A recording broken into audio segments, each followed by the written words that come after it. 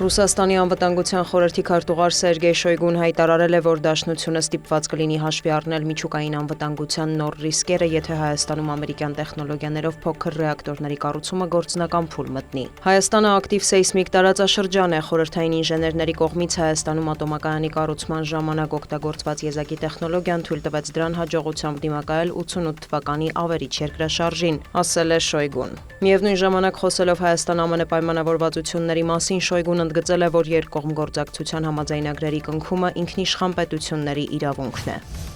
Հայաստանի և Ադրբեջանի միջև խաղաղության հնարավոր համաձայնագիրը նոր հնարավորություններ է բացում ամբողջ Հարավային Կովկասի համար, վրացական զլմներին հայտնել են ԱՄՆ պետքարտուղարությունից։ Ըստ գերատեսչության Թբիլիսին էլ կարող է նպաստել այդ համաձայնությունների արդյունքում հնարավոր դարձած կայունությանն ու բարգավաճմանը և շոշափելի օգուտներ քաղել։ Շարունակում ենք աջակցել Վրաստանի անկախությանը, ինքնիշխանությանը և տարածքային ամբողջականությանը, կգործակցենք Թբիլիսիի հետ երկկողմ հարաբերություններին և Վրաստանում քաղաքական միջավայրին վերաբերող հարցերի շուրջ, ասված է պետքարտուղարության հաղորդագրության մեջ։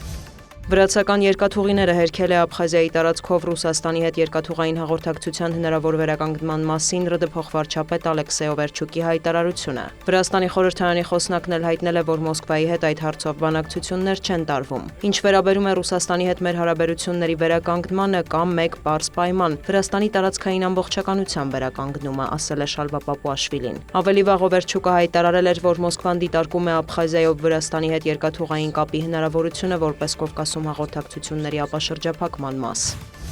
Կրեմլից հայտնում են, որ ռուս-ուկրաինական կարգավորման բանակցությունների հաջորդ փուլը տեղի կունենա Ժնևում փետրվարի 17-ից 18-ը։ Կիևը նույնպես հաստատել է իր մասնակցությունը։ Դմիտրի Պեսկովը նաև հայտարարել է, որ Ռուսաստանը պատրաստ է աշխատել ամերիկյան ընկերությունների հետ, նրա խոսքով նման գործակցությամբ երկու երկրի ընկերություններն էլ հետաքրքրված են։ Ավելի վաղ Վոլոդիմիր Զելենսկին հայտարարել էր, որ դեմ չէ Ուկրաինայի նախագահի հնարավոր ընտրությանը զուգահեռ տարածքների հարցով հանրաքվե անցկացնելուն, սակայն Զելենսկու խոսքով քվեարկության դրված խաղաղության գործարքը պետք է համապատասխանի Ուկրաինայի շահերին։ Նա շեշտել է, ավելի լավ է խաղաղության պայմանագիր չկնքել, քան վատ գործարք կնքել։ Զելենսկին գնահատելով մարտի դաշտում իրավիճակը վստահեցրել է, որ Ուկրաինան չի պարտվում։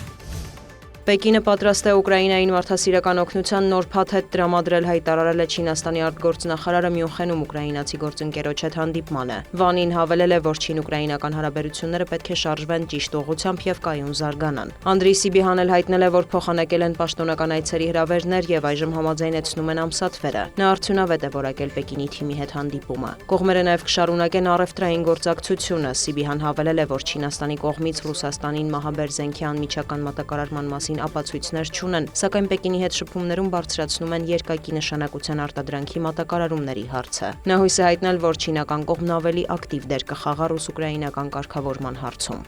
Դիանա Գասպարյան, լուրեր։